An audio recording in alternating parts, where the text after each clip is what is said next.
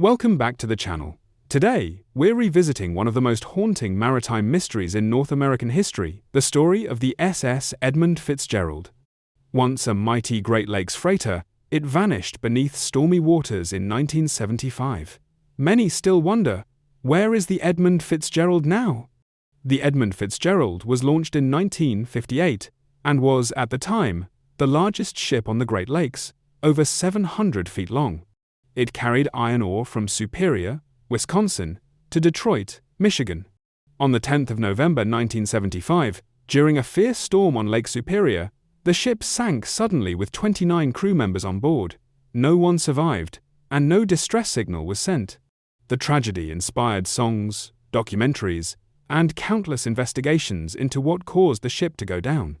In 1976, a year after it sank, searchers using sonar located the wreck about 530 feet below the surface of Lake Superior, 17 miles northwest of Whitefish Point, Michigan. The ship had broken in two on the lakebed. Over the years, divers and explorers have visited the site, confirming that the hull remains largely intact but deeply corroded. Where is SS Edmund Fitzgerald now?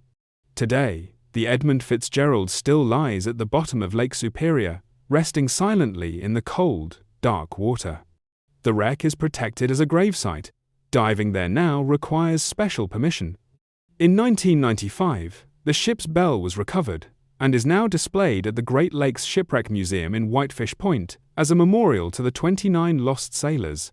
The exact coordinates of the wreck are 46 degrees 59, 9N, 85 degrees 06, 6W.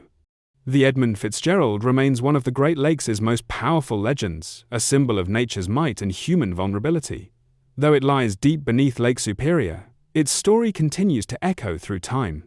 Thanks for watching VIM Survivors.